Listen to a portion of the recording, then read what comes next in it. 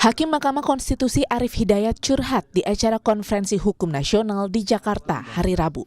Arief bilang Indonesia sedang tidak baik-baik saja. Ia menyebut ada kekuatan besar yang menguasai legislatif, eksekutif maupun yudikatif dan disokong partai politik dan pengusaha. Arief kemudian menyinggung alasannya memakai baju warna hitam. Menurutnya, ia tengah berduka atas prahara di lembaganya Mahkamah Konstitusi. Ada indikasi pertanyaan apakah Indonesia sekarang sedang baik-baik saja atau tidak.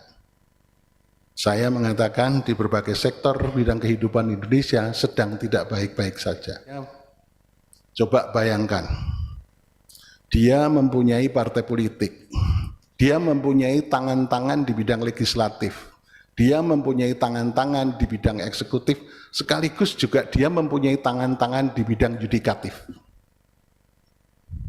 Saya sebetulnya datang ke sini agak malu kenapa saya pakai baju hitam, karena saya sebagai hakim Mahkamah Konstitusi sedang berkabung.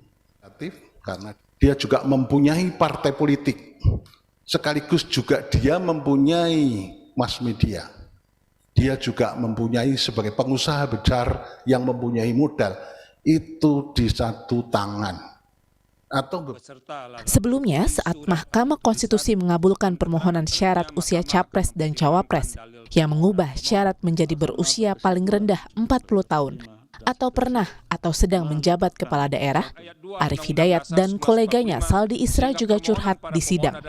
Saat itu, Hakim Konstitusi Saldi Isra yang menyatakan pendapat berbeda atau dissenting opinion mengaku merasakan ada yang aneh sebab putusan MK berubah pendirian sangat cepat dari menolak menjadi mengabulkan, terlebih setelah terjadi perubahan komposisi hakim.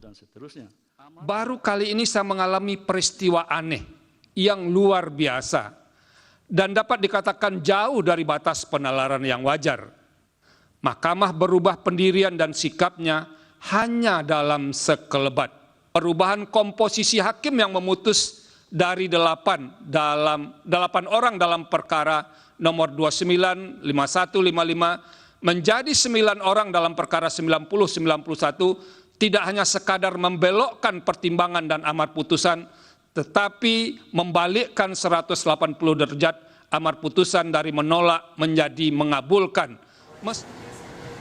Sedikitnya ada 14 laporan dugaan pelanggaran etik Hakim MK terkait putusan MK mengenai syarat usia capres dan cawapres yang belakangan memberi jalan keponakan Ketua MK Anwar Usman, Gibran Rakabuming Raka, bisa maju Pilpres.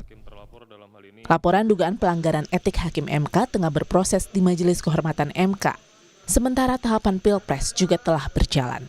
Tim Liputan Kompas TV.